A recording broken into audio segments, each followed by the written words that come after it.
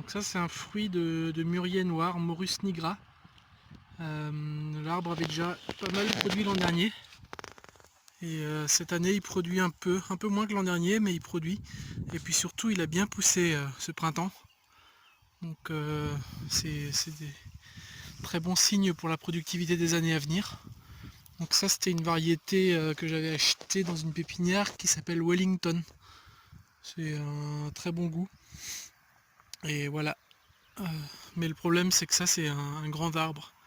Il fera 10 mètres de haut au moins. Donc à un moment donné il sera compliqué à cueillir. Et ça profitera plus aux poules qu'aux humains. Donc ce mûrier là c'est Illinois Everbearing. Donc c'est le mûrier que j'ai planté à l'automne. Et une variété, je pense que c'est un hybride entre un Morus alba, un mûrier blanc, et un Morus rubra, un mûrier rouge. Donc il est d'origine américaine et il a la particularité de produire pendant vraiment longtemps et il fait des bons fruits aussi. Je sais pas si vous les voyez, il y en a un qui est là en rouge, puis d'autres qui sont là en vert.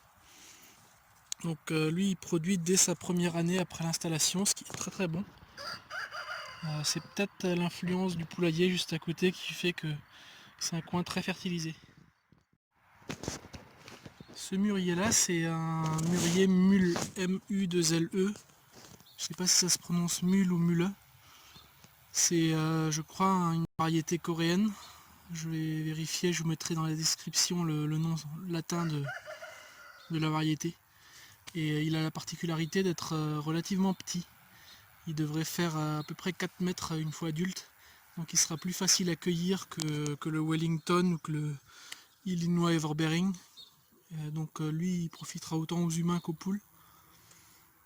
Et lui il produit rien dans sa première année par contre. Pour l'instant je vois rien. Et ce mûrier là c'est Girardis dwarf. Donc c'est un nain comme le nom le suggère. Celui-là il va faire 2 à 3 mètres une fois adulte. Les fruits sont très comparables à Illinois Everbearing, celui que je vous ai décrit avant, et puis la période de fructification, pareil, elle s'étale sur quasiment tout l'été. Et vous pouvez voir qu'il a déjà quelques petits fruits celui-là. J'en ai déjà mangé un ce matin et un ou deux il y a 2 semaines. Vu la taille de l'arbre, c'est normal qu'il ne fructifie pas encore beaucoup. C'est déjà très très bien qu'il donne des fruits sa première année. C'est encore un arbre que j'ai planté à l'automne. Donc ça c'est des petits mûriers faciles à cueillir. Et je les ai mis dans la rangée avec les poiriers nains,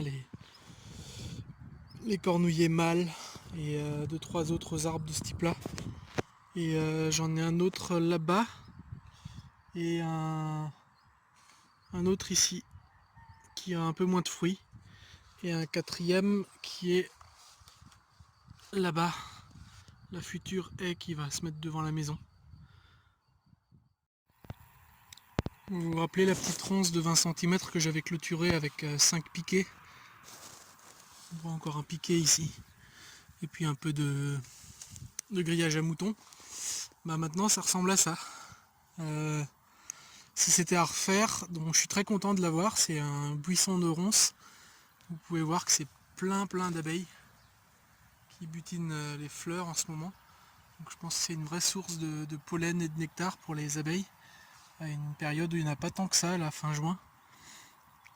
Si c'était à refaire, je le ferais avec une variété de ronces que j'aurais sélectionné moi-même. Je serais allé dans la nature, trouver un buisson de ronces qui donne des bons fruits avec un bon goût et une bonne taille.